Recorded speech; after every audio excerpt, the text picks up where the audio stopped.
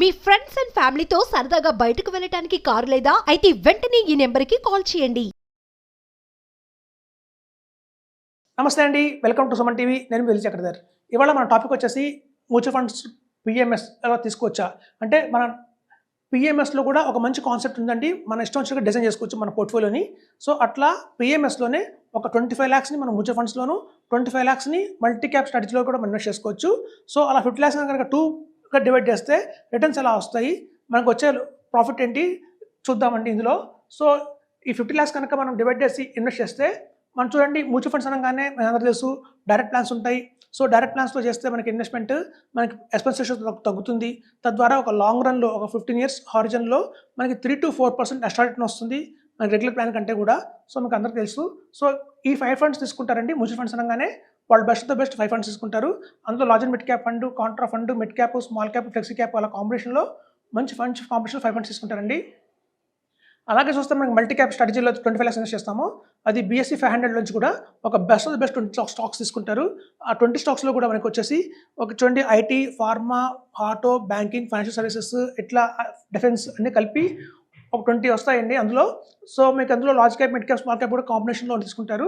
So కాబట్టి మనకి మోడరేట్గా ఉంటుంది రిస్క్.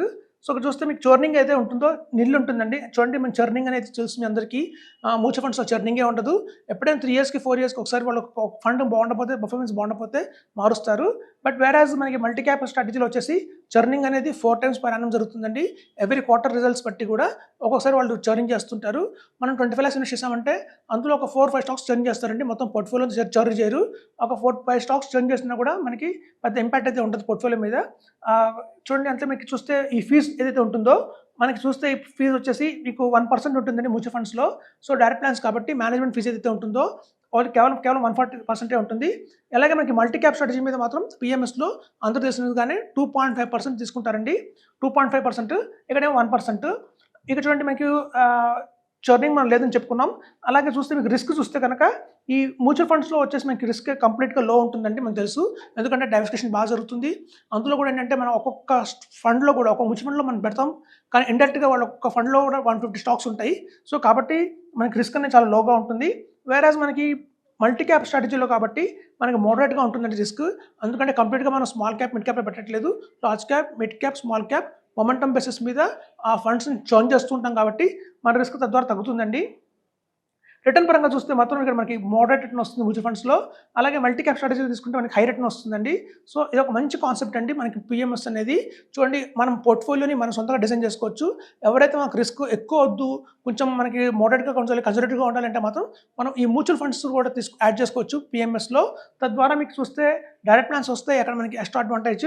సేమ్ టైం 1% ఉంటుంది, 2.5% ఉండదు. ప్రాఫిట్ షేరింగ్ ఉండదు. మనకి ఇక్కడ రిస్క్ కూడా చాలా లో ఉంటుంది అండ్ రిటర్న్స్ కూడా మోడరేట్గా వస్తాయి. సో ఇది ఒక మంచి కాంబినేషన్లో అవుతుందండి. ఎట్లా కనుక మనం ఎవరైనా ఇన్వెస్ట్మెంట్ చేసి 50 lakhs ఒక 15 years దాకా కనుక వెయిట్ చేస్తే ఎక్స్పెక్టెడ్ రిటర్న్ వచ్చి 7 CR దాకా ఉందండి. ఇదే కేవలం మనం ఓన్లీ మ్యూచువల్ ఫండ్స్లో ఇన్వెస్ట్మెంట్ చేసుకుని వచ్చాం, ఈ మల్టీ క్యాప్లో మనం పెట్టలేదు అంటే మనం ఈ ఎక్స్ట్రా రిటర్న్ కోల్పోయినట్టు అవుతుందండి. మనం చూడండి కేవలం మనం కనుక మ్యూచువల్ ఫండ్స్లో ఇన్వెస్ట్ చేసుకుంటూ వస్తే మనం 15 yearsకి ఒక 4 CR ఎక్స్పెక్ట్ చేయొచ్చాము.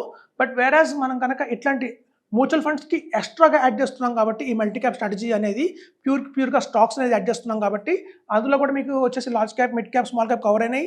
ఆ 20 స్టాక్స్లో కూడా మీకు ఐటీ, ఫార్మా, బ్యాంకింగ్, అలాగే ఫైనాన్షియల్ సర్వీసెస్ కూడా ఆ టైంకి ఏది బాగున్నాయో అవి తీసుకుంటారు కాబట్టి మొమెంటమ్ బేసిస్ మీద మీకు ఎక్స్ట్రా రిటర్న్ అయితే గ్యారంటీగా వస్తుందండి. సో ఇట్లా అండి ఈ కాంబినేషన్లో వెళ్తున్న వాళ్ళందరికీ కూడా చాలా బాగుంది. మేము పాస్ట్ చూసాం ఒక 5 yearsగా రిటర్న్స్ అయితే బాగా వస్తున్నాయి. సో పిఎంఎస్ అనగానే ఏదో high risk fund, high risk అని అనుకుంటారండి, అలా ఏం లేదు. మనం కనుక మ్యూచువల్ ఫండ్స్ ఒక 25 lakhs కింద డివైడ్ చేస్తే ఆటోమేటిక్గా మీకు ఆ రిస్క్ అనేది తగ్గిపోతుంది. మనకి మల్టీ క్యాప్ స్ట్రాటజీ ఆల్రెడీ ఉంది కాబట్టి రిటర్న్ పెంచుతుంది. సో ఇక్కడ రిస్క్ కూడా కంట్రోల్ అయింది, రిటర్న్ కూడా పెరిగింది. కాబట్టి ఓన్లీ మ్యూచువల్ ఫండ్స్ కంటే కూడా ఇది చాలా ఎక్స్ట్రాడినరీ రిటర్న్స్ అయితే గ్యారంటీగా ఇస్తాయి. సో మనకి ఇది ఎన్జే వాళ్ళ నుంచి వస్తుందండి ఇట్లాంటి పోర్ట్ఫోలియో మనకి. సో మీకు ఈ పిఎంఎస్ అనేది ఎన్జే పిఎంఎస్ దొరుకుతుంది. So multi cap combination with mutual funds. So only mutual funds invest చేయకుండా మనం మల్టీ క్యాప్ కనుక యాడ్ చేస్తే ఒక స్టాక్స్ని యాడ్ చేస్తే 20 స్టాక్స్ బెస్ట్ యాడ్ చేస్తే తద్వారా ఏకంగా మనం 3 crores ఎక్స్ట్రా రిటర్న్ అయితే వచ్చిందండి. సో అది మనం చెప్పుకుంటున్నాం. ఇందులో ట్యాక్స్ పరంగా చూసినా కూడా చాలా కన్జర్వేటివ్గా ఉంటుంది. ఎందుకంటే మ్యూచువల్ ఫండ్స్ మీద ట్యాక్స్ మీకు తెలుసు ఎట్లాగో. సో పిఎంఎస్ మీద మనకి ఎయిర్ ట్యాక్స్ ఉంటుంది కాబట్టి మనకి ఆ కట్టే చిన్న అమౌంటే వస్తుంది, పెద్ద అమౌంట్ ఏం గ్యారంటీ రాదు. సో మనం కట్టేసుకోవచ్చండి. సో ప్రాబ్లం ఉండదు. సో ఇదండి ఒక మల్టీ క్యాప్ స్ట్రాటజీ, అలాగే మ్యూచువల్ ఫండ్స్ కాంబైన్ చేసి తీసుకుంటే మాత్రం ఇది బెస్ట్ చెప్తున్నాను పిఎంఎస్ అని. 2025 ఇయర్ వచ్చింది కాబట్టి ఈ న్యూ ఇయర్ కనుక ఎవరైనా కొత్త రిజల్యూషన్ తీసుకొని ఇట్లాంటి పిఎంఎస్ కనుక మొదలు పెడితే 15 ఇయర్స్లోనే మనం 7 CR చూడొచ్చండి. సో అందుకని ఇది బెస్ట్ అని చెప్తున్నాను. సో ఇందులో మీరు చూస్తే ట్యాక్స్ పరంగా చూసినా కూడా మనకి మ్యూచువల్ ఫండ్స్లో అయితే మీకు ట్యాక్స్ వచ్చి long term capital gain tax వస్తుంది 12.5%. అది మనకి ఎండ్ ఆఫ్ ద ఇయర్ ఎప్పుడైతే మీరు సెల్ చేస్తామో అప్పుడే వస్తుంది. వేరేజ్ మనకి మల్టీ క్యాప్ స్ట్రాటజీ ఉంది కాబట్టి ఇందులో కొంత పార్ట్ అది కనుక ఇయర్కి ఐరా ట్యాక్స్ ఉంటుంది. అందులో short term capital gain tax వచ్చి 20%, లాంగ్ టర్మ్ వచ్చి 12.5% ఉంటుందండి. ఫర్ ఎగ్జాంపుల్ చూడండి, మనకి ఇట్లాంటి పోర్ట్ఫోలియో 25 lakhs మనం ఇన్వెస్ట్ చేసాము, మనకి డివిడెండ్ ఇన్కమ్ కూడా వస్తుంది తద్వారా. సో మొత్తం 25 lakhs ని చేంజ్ చేయరండి, కేవలం 3 lakhs 4 lakhs ని చేంజ్ చేస్తారు కాబట్టి అత్యధికంగా మనకి ఏది ట్యాక్స్ పడదు. మనకి ఎట్లాగో లాంగ్ టర్మ్ క్యాపిటల్ గెయిన్ ట్యాక్స్లో ప్రతి ఇయర్ కూడా 1,25,000 రూపీస్ ఎగ్జంప్షన్ ఉంది. సో ఎగ్జంప్షన్ మనం తీసుకుంటూ ఉంటాం కాబట్టి పెద్దగా ట్యాక్స్ కట్టాల్సిన అవసరం రాదండి దీని మీద కూడా. సో మనకి ఒక విధంగా ఇది బెస్ట్ ట్యాక్స్ అని చెప్తారు పిఎంఎస్లో. ఇక్కడ మ్యూచువల్ ఫండ్స్లో మీకు తెలిసిందే ఎట్లా ట్యాక్స్ ఉంటుందో లాంగ్ టర్మ్లో. సో ఇలాంటి కాంబినేషన్లో కనుక తీసుకుంటే మనకి యావరేజ్గా పడుతుందండి, ట్యాక్స్ కూడా పెద్దగా పడదు. సో ఇదండి మనకి ఏంటంటే పిఎంఎస్లో మాకు వచ్చిన బ్యూటీ ఏంటంటే మన పోర్ట్ఫోలియోస్కి మనం సొంతంగా డిజైన్ చేసుకోవచ్చు. కొంతమంది ఏం చేస్తారంటే మాకు ఇంత రిస్క్ వద్దండి అనుకున్న వాళ్ళు ఈ టైంలో ఈ ప్లేస్లో బ్లూ చిప్ పెట్టుకోవచ్చు అండి. Blue chip, so blue chip పెడితే ఏమవుతుందంటే మీకు నిఫ్టీ 50లో ఉన్న టాప్ 20 తీసుకుంటారు. నిఫ్టీ 50 అంటేనే టాప్ 50 అని అర్థం. అందులోంచి కూడా ఓన్లీ 20 బెస్ట్ స్టాక్స్ అని తీసుకుంటారండి. అలా తీసుకోవడం వల్ల చర్నింగ్ కూడా ఓన్లీ వన్స్ ఇన్ ఇయర్ జరుగుతుంది. తద్వారా మీకు ట్యాక్స్ కూడా బాగా తగ్గుతుంది, రిటర్న్స్ కూడా భారీగా పెరుగుతాయి.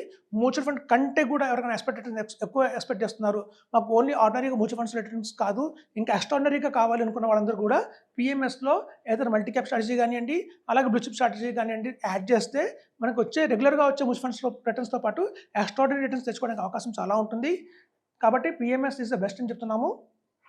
చూడండి, మనకి ఇయర్ ఏదైతే ఉందో 1980 నుంచి 2000, ఆ ఇయర్ ఏదైతే ఉందో 20 years, 1980 నుంచి 2000, అది ఆ టైంలో ఎవరైతే ల్యాండ్లో కానివ్వండి గోల్డ్లో కానీ పెట్టారంటే ఆ ల్యాండ్ గోల్డ్లో పెట్టిన వాళ్ళు ఆ రోజుల్లో బ్రహ్మాండంగా ఎర్న్ చేశారంటే మంచి రిటర్న్స్ అయితే వాళ్ళకి వచ్చాయి.